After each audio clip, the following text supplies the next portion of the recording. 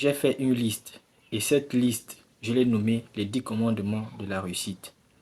Cette liste, tu ne la verras nulle part ailleurs. Si tu veux réussir dans ta vie, applique à 100% tout ce que je vais t'expliquer dans cette vidéo. J'ai pris soin de tout noter pour ne rien oublier. Le premier commandement de la réussite, ne pense pas d'abord à gagner gros au début. Lorsque tu te lances dans une activité et que tu viens à peine de commencer, la meilleure chose à faire, c'est de chercher d'abord à développer ton business. C'est lorsque ce business est développé, lorsque c'est connu de tous, c'est là où tu vas te faire de l'argent. L'erreur que beaucoup de gens font, c'est qu'à peine commencer un boulot ou à peine commencer une activité, ils veulent absolument gagner gros au début. S'il a appris que en étant chauffeur de taxi, on gagne une certaine somme par jour, il s'attend à ce que lui aussi, dès qu'il commence, il veut gagner automatiquement cette somme. Ça ne marche pas comme ça. Apprenez à être patient. Le reste viendra. Le deuxième commandement de la réussite. Ne cherche pas à réussir pour impressionner les autres. Tu n'as rien à prouver à personne. Tu dois savoir que tout ce que tu fais, c'est d'abord pour toi, ensuite pour ta famille et tes enfants. Tu n'as rien à prouver à personne. Parce que si tu veux réussir pour prouver quelque chose à quelqu'un,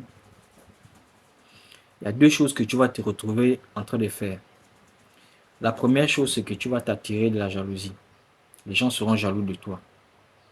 Et on sait que quand quelqu'un est jaloux de toi, il peut très rapidement te nuire. Il va vouloir te nuire.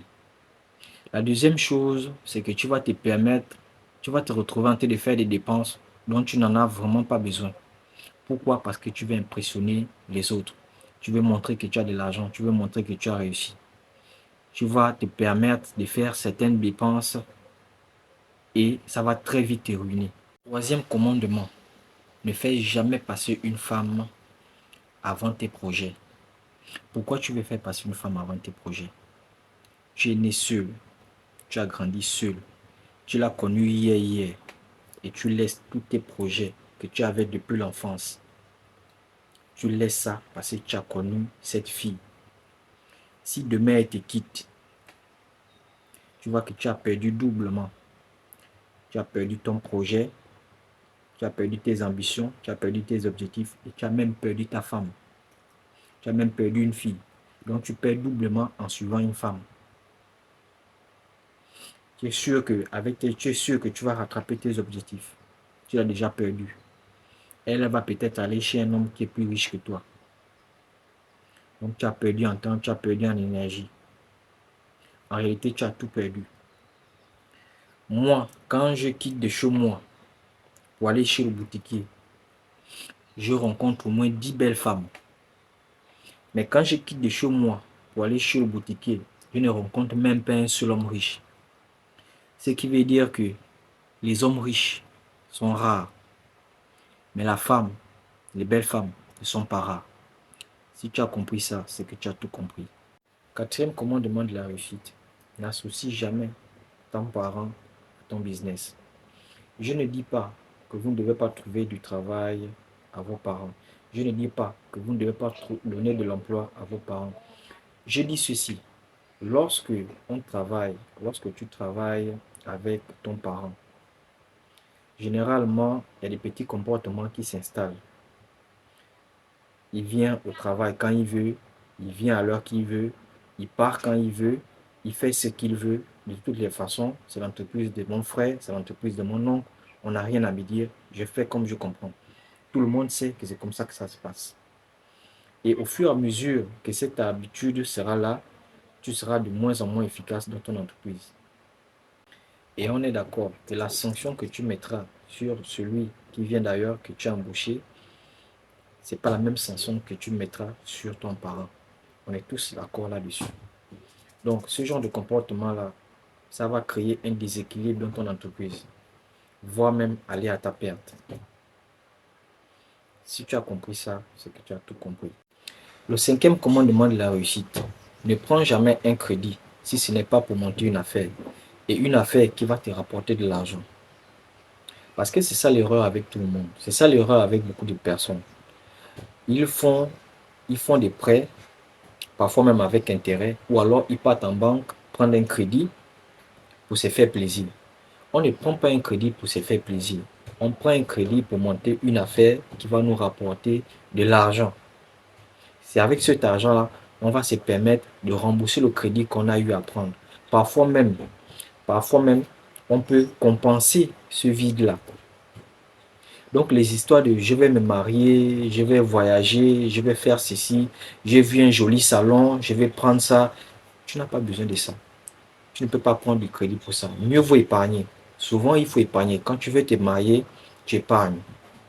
Quand tu veux faire un voyage, tu peux épargner. Pendant 1 an ou 2 ans, ça dépend. Si tu veux aller à Dubaï, tu peux épargner. Si tu veux aller à Paris, regarder la Tour Eiffel, tu peux épargner. Mais tu ne peux pas prendre un crédit pour te faire plaisir. Lorsque ce plaisir termine, tu te retrouves en train de rembourser cet argent pendant 3, 4, 5 ans, alors que tu ne penses même plus à ça. Les gens qui prennent des crédits pour se marier, moi je n'encourage pas ça, parce que c'est une erreur. Supposons que la femme là te quitte, on ne souhaite pas ça. C'est des situations qui peuvent arriver. Supposons que la femme là te quitte, ou bien elle décède, on ne souhaite pas. Tu te retrouves en train de rembourser ce crédit-là, alors que tu n'es même plus avec elle. Alors que si tu avais pris ça pour investir dans quelque chose qui allait te rapporter de l'argent, tu vois que ça allait compenser ce vide-là. Donc, ne prenez pas du crédit, ne prenez pas un crédit pour vous faire plaisir. Ce que vous devez retenir, c'est qu'on prend un crédit pour monter une affaire qui va nous rapporter de l'argent. C'est comme ça qu'on devient riche. Sixième commandement de la réussite. À peine commencer à gagner de l'argent, ne cherche pas d'abord le confort. Pourquoi tu veux changer de vie? Pourquoi tu es pressé de changer de vie? Tu veux impressionner qui? Ça fait 1 mois que tu travailles, tu veux changer de vie. Ça fait 2 mois que tu travailles, tu veux faire des grandes choses. Apprends d'abord à épargner. Commence à épargner. Tu commences à peine. C'est toi qui veux déménager. Tu veux aller vivre dans des grandes villas. Parce que tu cherches le confort. Quand on veut devenir riche, on ne cherche pas le confort. Même quand on a beaucoup, on fait comme si on a un peu. C'est comme ça qu'on devient riche. Et puis, apprenez à épargner. C'est en épargnant qu'on devient riche. On épargne et on investit. C'est pas en cherchant le confort qu'on devient riche. Arrête ça. Tu n'as rien à prouver à personne. Tu vas te retrouver en train de faire des dépenses inutiles. Tu vas te retrouver parfois même en train d'aller emprunter de l'argent parce que tu veux garder le même style de vie. La première chose que tu dois commencer à faire quand tu commences à gagner de l'argent, commence à épargner. Le septième commandement, ne gagne jamais de l'argent sans épargner. Ça nous ramène même au numéro 6. Toujours penser à épargner. Les gars, on devient riche en épargnant. Et après épargner, on investit. C'est dans ça qu'on devient riche. Moi, perso, je ne vois pas une autre façon de devenir riche. Première chose, épargner. Deuxième chose, investir. Et ensuite, on s'assoit et on attend les revenus. C'est comme ça que ça se passe. Je ne vois pas une autre technique. Non seulement ça, lorsque tu épargnes, ça te permet d'éviter des surprises. Lorsqu'on vit, il y a des surprises qui peuvent arriver. Un membre de ta famille peut tomber malade, peut avoir un accident. On ne sait pas, on ne le sait pas. Mais tu fais comment si tu n'as pas d'épargne? Tu ne vas pas t'en sortir. Tu ne vas pas me dire que tu attends la fin du mois pour aller prendre l'argent pour faire... Non, tu ne peux pas.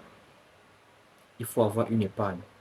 Au cas où tu as une urgence, tu sais où tu peux aller prendre de l'argent et régler ce besoin immédiatement. Il y a des besoins qui ne doivent pas attendre. Il y a des besoins qui ne peuvent pas attendre. Il faut toujours avoir une épargne. Ça te sécurise toi-même, ça sécurise ta famille, ça sécurise tes enfants. toujours avoir une épargne. Huitième commandement, ne jamais investir tout ton argent dans un projet. Ça nous ramène au septième commandement. Toujours avoir de l'épargne. C'est important, ça te sécurise.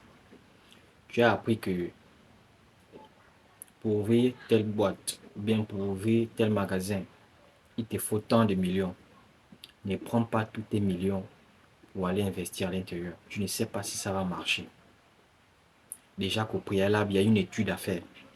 Donc, tu ne sais pas si ça va marcher. Tu ne peux pas prendre tout ton argent et aller investir à l'intérieur. Et tu restes comme ça. Ce n'est pas intelligent de faire ça. Prends les 80% de l'argent que tu as, tu investis d'abord.